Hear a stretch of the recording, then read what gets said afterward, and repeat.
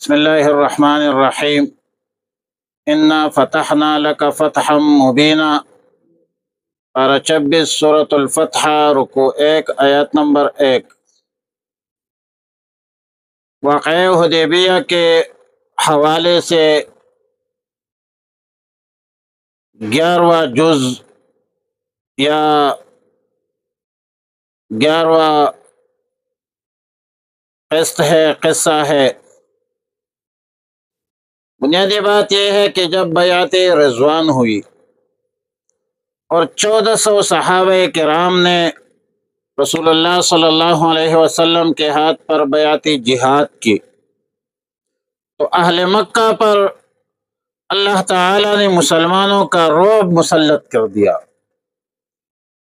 اور کفار مکہ قریش خود مصالحت پر آمادہ ہو کر عذر اور معذرت کے اساس پر 3 آدمیوں کو بھیجا، سہیل ابن عمر کو، حویتب ابن عبد العزیٰ کو اور مکرز ابن حفص کو۔ ان میں سے 2 حضرات بعد میں مسلمان بھی ہو گئے تھے۔ بہرحال سہیل ابن عمر رسول اللہ صلی اللہ علیہ وسلم کی خدمت میں جب حاضر ہوا تو کہنے لگے کہ یا رسول اللہ صلی اللہ علیہ وسلم، سیدنا عثمان ابن عفان رضی اللہ تعالیٰ عنہ کے قتل کے حوالے سے جو خبر آپ کو پہنچی ہے وہ خبر درست نہیں ہے، غلط ہے۔ ہم سیدنا عثمان ابن عفان رضی اللہ تعالیٰ عنہ آپ کے پاس بھیج دیتے ہیں، آپ ہمارے قیدیوں کو آزاد کیجیے۔ رسول اللہ صلی اللہ علیہ وسلم نے کفار مکہ کے قیدیوں کو آزاد کر دیا۔ اور مسند احمد میں، مسلم شریف میں سیدنا انس بن مالک رضی اللہ تعالیٰ عنہ سے روایت ہے کہ سورہ فتح کی آیت هو الذی کف ایدیہم عنکم اس واقعہ کے متعلق نازل ہے۔ اور اب جب سہیل ابن عمر اور ان کے ساتھ جو وفد میں شریک تھے، اس نے بیعت رضوان کے حوالے سے صحابہ کرام کی جانثاری کے عجیب و غریب منظر کشی کے منظر دیکھا، اور وہ منظر جا کر قریش کے سامنے رکھ دیا۔ تو قریش کے اہم ترین لوگ، اہل رائے لوگ، اصحاب رائے لوگ، انہوں نے آپس میں کہا کہ اس سے بہتر بات کوئی نہیں ہو سکتی کہ ہم محمد صلی اللہ علیہ وسلم سے اس بات پر صلح کر لے کہ وہ اس سال واپس چلے جائے، تاکہ پورے عرب میں یہ بات مشہور نہ ہو کہ ہم نے روکنا چاہا اور لیکن ہم نہیں روک سکے۔ اور رسول اللہ صلی اللہ علیہ وسلم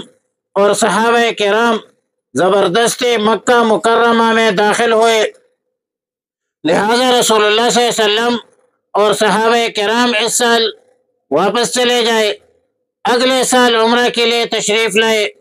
اور 3 دن تک مکہ مکرمہ میں قیام کرے۔ اس وقت وہ اپنے جانور ذبح کر ڈالے، احرام کھول دے۔ تو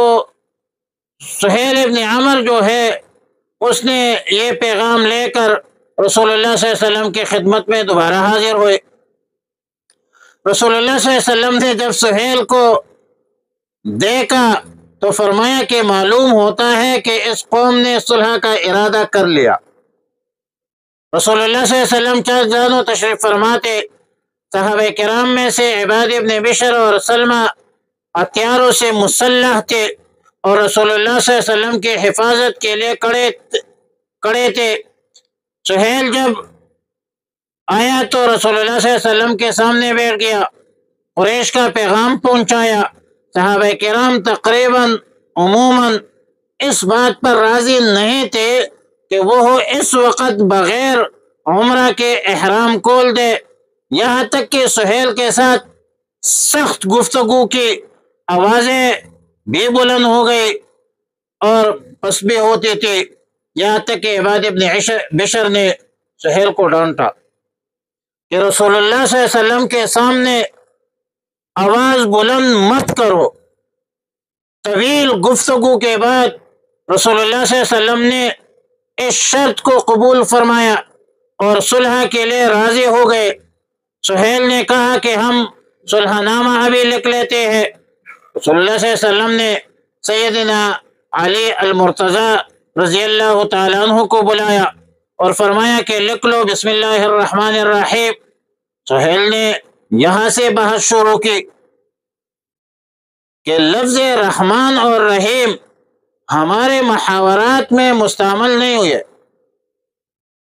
آپ وہی لکھ لے جو آپ پہلے لکھا کرتے تھے، یعنی بسم اللہ بِاسْمِكَ اللہم لکھ لے، بِاسْمِكَ اللہم لکھ دیجئے۔ رسول اللہ صلی اللہ علیہ وسلم نے مان لیا اور سیدنا حضرت علی رضی اللہ تعالیٰ عنہ سے فرمایا کہ ایسا ہی لکھتے، بِاسْمِكَ اللہم لکھ دے۔ پھر رسول اللہ صلی اللہ علیہ وسلم نے فرمایا کہ من محمد رسول اللہ صلی اللہ علیہ وسلم۔ اس پر سہیل نے پھر ضد کی کہ ہم اگر آپ کو اللہ کا رسول مانتے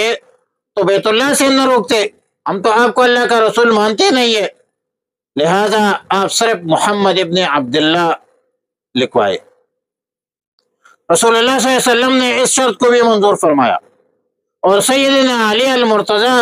رضی اللہ تعالیٰ عنہ سے فرمایا کہ جو لکھا ہے اس کو مٹا دو اور محمد ابن عبداللہ لکھو۔ سیدنا علی المرتضیٰ رضی اللہ تعالیٰ عنہ باوجود سراپا اطاعت ہونے کے عرض کیا کہ یہ مجھ سے نہیں ہو سکتا، یہ کام میں نہیں کر سکتا کہ محمد رسول اللہ کو میں مٹا دوں۔ یا رسول اللہ صلی اللہ علیہ وسلم، آپ کے نام سے رسول اللہ کا نام ہٹانا میرے بس میں نہیں۔ حاضرین میں سے حضرت اسید ابن حضیر رضی اللہ تعالیٰ عنہ، حضرت سعد ابن عبادہ رضی اللہ تعالیٰ عنہ نے حضرت علی رضی اللہ تعالیٰ عنہ کا ہاتھ پکڑ لیا کہ اس کو مت مٹائے، محمد رسول اللہ کے علاوہ کچھ بھی نہ لکھے، اور اگر یہ لوگ نہیں مانتے تو ہمارے اور ان کے درمیان تلوار فیصلہ کرے گی۔ ظاہر ہے کہ ہر طرف سے آوازیں بھی بلند ہونے لگی، تو رسول اللہ صلی اللہ علیہ وسلم نے صلح نامہ کا کاغذ خود اپنے دست مبارک میں لے لیا، اور باوجود اس کے رسول اللہ صلی اللہ علیہ وسلم امی تھے، پہلے کے بھی لکھا نہیں تھا، مگر اس وقت رسول اللہ صلی اللہ علیہ وسلم نے خود اپنے قلم سے لکھ لیا کہ هذا ما قضى محمد ابن عبد الله وسهيل ابن عمر أصلح على وضع الحرب عن الناس 10 سنين يأمن فيه الناس ويكف بعضهم عن بعض، یعنی یہ وہ فیصلہ ہے جو محمد ابن عبداللہ اور سہیل ابن عمر نے 10 سال کے لیے باہم جنگ نہ کرنے کا حوالے سے کیا ہے، جس میں سب لوگ محفوظ رہیں گے، مامون رہیں گے، ایک دوسرے پر چڑھائی اور جنگ سے پرہیز کریں گے۔ پھر رسول اللہ صلی اللہ علیہ وسلم نے فرمایا کہ ہماری بھی ایک شرط ہے کہ اس وقت پھر ہمیں طواف سے نہ روکا جائے گا۔ سہیل نے کہا بخدا نہیں روک سکتے، یہ ہو نہیں سکتا۔ سہیل نے اپنے طرف سے ایک شرط لگائی کہ جو شخص مکہ والوں میں سے اپنے ولی کی اجازت کے بغیر آپ کے پاس آئے گا اس کو واپس کر دیں گے، اگرچہ وہ آپ کے دین پر ہو، اگرچہ وہ مسلمان ہو گیا ہو۔ اس پر عام مسلمانوں نے آواز اٹھائی، عام صحابہ کرام نے آواز اٹھائی کہ سبحان اللہ، یہ کیسے ہو سکتا ہے کہ ہم اپنے مسلمان بھائی کو مشرکین کی طرف لوٹا دیں؟ مگر رسول اللہ صلی اللہ علیہ وسلم نے اس شرط کو بھی قبول فرمایا اور فرمایا کہ ہم میں سے کوئی آدمی اگر ان کے پاس گیا تو اس کو اللہ ہی نے ہم سے دور کر دیا ہے، اس کے ہم کیوں فکر کریں؟ ان میں کوئی آدمی ہمارے پاس آیا اور ہم نے لوٹا دیا تو اللہ رب العالمین اس کے لیے سہولت کا راستہ نکال دیں گے۔ سیدنا براء ابن عازب رضی اللہ تعالیٰ عنہ نے اس صلح نامہ کا خلاصہ 3 شرطیں لکھی ہیں۔ نمبر 1، شرط یہ تھی کہ ان کا کوئی آدمی ہمارے پاس آ جائے گا کفار مکہ سے تو ہم اس کو واپس کر دیں گے۔ دوسرا شرط کہ ہمارا کوئی آدمی ان کے پاس چلا گیا تو وہ واپس نہیں کریں گے۔ تیسرا شرط یہ کہ آئندہ سال عمرہ کے لیے آئیں گے، 3 روز مکہ مکرمہ میں قیام فرمائیں گے، زیادہ ہتھیار لے کر نہیں آئیں گے، اور عہد نامہ اہل مکہ اور رسول اللہ صلی اللہ علیہ وسلم کے درمیان ایک محفوظ دستاویز ہے جس کے کوئی مخالفت یا خلاف ورزی نہیں کرے گا۔ باقی عرب آزاد ہے، جس کا جی چاہے رسول اللہ صلی اللہ علیہ وسلم کے عہد میں داخل ہو، جس کا جی چاہے قریش کے عہد میں داخل ہو، اور اس کے بعد خزاعہ قبیلہ